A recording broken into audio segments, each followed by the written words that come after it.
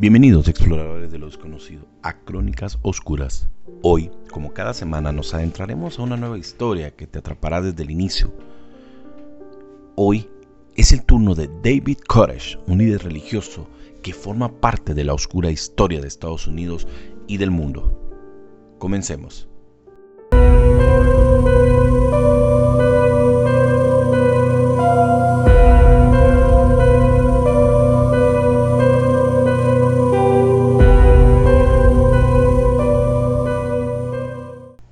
David Koresh fue el líder de la secta de los Davidianos, quien se enfrentó durante 51 días al FBI con un saldo trágico en Waco, Texas. Pero comencemos. ¿Quiénes son los Davidianos? Los Davidianos son una secta religiosa apocalíptica que se originó en 1930 y que se deriva de la Iglesia Adventista del Séptimo Día. Creen que están viviendo en un tiempo en el que se están cumpliendo las profecías bíblicas del juicio final, como preludio a la segunda venida de Cristo.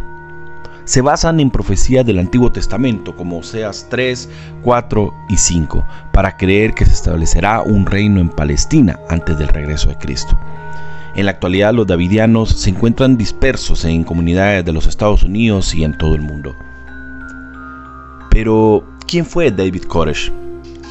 Nació el 17 de agosto de 1952 en Houston con el nombre de Vernon Wayne Howell. Fue hijo de una adolescente de 15 años llamada Bonnie Clark y Bobby Howell, de 20 años. 2 meses después de que Koresh naciera, su padre conoció a otra adolescente y abandonó a su madre. Koresh nunca conoció a su padre y su madre empezó a convivir con un alcohólico violento. En 1963, la madre de Koresh abandonó a su novio y dejó a su hijo de 4 años bajo el cuidado de su madre. Koresh describió su infancia como solitaria y se ha sostenido que cuando tenía 8 años de edad fue abusado por un grupo de muchachos mayores. Pasó gran parte de su infancia solitaria tocando instrumentos musicales y estudiando la Biblia, lo que se convirtió en un interés obsesivo para él. A los 12 años había memorizado e interpretado todo el Nuevo Testamento. Cuando tenía 19 años, Koresh tuvo una relación con una muchacha de 15 años, quien quedó embarazada. Koresh declaró haber nacido nuevamente en Cristo en la Conversión Bautista del Sur y pronto se unió a la iglesia a la que asistiría su madre, la Iglesia Adventista del Séptimo Día. Allí se enamoró de la hija del pastor y mientras oraba en busca de guía, presuntamente abrió los ojos y encontró la Biblia abierta en Isaías 34, en la que leyó que a nadie le debía faltar una compañera. Al revisar dicho capítulo no se encuentra en él nada referente a que debía tener una compañera. Convencido de que se trataba de una señal del cielo, se acercó al pastor y le dijo que Dios quería que tomara a su hija de 12 años como esposa. Koresh persistió acosando a la hija del pastor e introduciendo ideas contrarias al mensaje adventista, lo que provocó su expulsión como miembro de la Iglesia Adventista del Séptimo Día de Tyler, Texas, en 1981.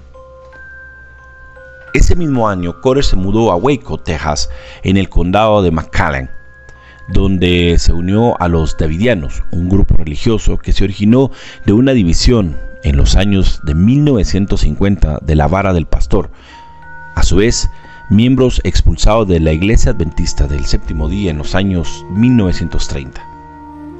Los Davidianos habían establecido su sede en un rancho a unos 15 kilómetros de las afueras de Waco, el cual fue llamado Centro Monte Carmelo en 1955. En 1983, Koresh, entonces todavía conocido como Vernon Howell, empezó a afirmar que había recibido el don de la profecía. Se especula que Koresh habría iniciado una relación con Lois Rodden, la profetista y líder de la secta que tenía 67 años para entonces. Koresh justificó su relación al sostener que Dios lo había elegido para engendrar un hijo con ella, quien se convertiría, según él, en el elegido. En 1984, Koresh se casó con una davidiana de 14 años llamada Rachel Jones, con quien tendría 2 hijos, Cyrus y Star. Había comenzado a enseñar sus propias interpretaciones bíblicas en conferencias llamadas La Raíz de la Serpiente, lo que causó malestar en el grupo. comenzó una disputa por el liderazgo contra George Roden, el hijo de Benjamín, que se esperaba que asumiera el control de la secta. La disputa llegó a un punto álgido después de que Roden lo acusara de provocar un incendio que destruyó un edificio administrativo y una imprenta. Koresh afirmó que el incendio fue un juicio de Dios sobre la secta. En la lucha por el poder, George Roden, quien alegaba tener el apoyo de la mayoría del grupo, expulsó a Koresh junto a su grupo fuera de la propiedad a punta de armas. Koresh y unos 25 seguidores acamparon en Palestine, a 140 kilómetros de Waco, Texas, donde vivieron bajo duras condiciones en vehículos y tiendas de campaña durante los siguientes 2 años. Durante este tiempo, Koresh emprendió el reclutamiento de nuevos seguidores en California, Reino Unido, Israel y Australia. En 1985, Koresh viajó a Israel, donde dijo tuvo una visión de que era el Ciro II, el gran moderno. En Palestine, Texas, Koresh trabajó para que todos estuvieran forzados a depender de él y solo de él. Todos los vínculos previos, familiares o de otro tipo, no significaban nada. Sus razonamientos era de que si no tenían a nadie de quien depender, estaban forzados a depender de él, y eso los hizo vulnerables. Para esta época, ya había empezado a dar el mensaje de su propia misión mesiánica, proclamando que era el Hijo de Dios y el Cordero que abriría los 7 sellos del Apocalipsis. En septiembre de 1986, Koresh empezó a predicar que tenía derecho a tener 140 esposas, 60 mujeres como sus reinas y 80 como concubinas, sobre la base de su interpretación del libro bíblico Cantar de los Cantares. En 1987 quedó convencido, tras la interpretación particular del Apocalipsis, de que era el elegido por Dios, al creer que podía abrir los 7 sellos asociados a Babilonia con Estados Unidos en calidad de enemigo. Para 1988, su comportamiento empezó a ser más autoritario y controlador. De acuerdo con su revisión del Apocalipsis, al vencer el Cordero de Dios a Babilonia, la tierra estaría gobernada por un grupo de 24 miembros, lo que convenció a Koresh para mantener relaciones con mujeres vírgenes y engendrar esos 24 hijos. De acuerdo con las leyes de Texas de la época, las relaciones con chicas desde los 14 años eran legales, siempre que fueran consentidas y con permiso de los padres de la menor, cosa que él hizo. La posterior huida de Monte Carmelo de Mark Brault, segundo al mando tras Koresh, sería el inicio para investigar la secta años después.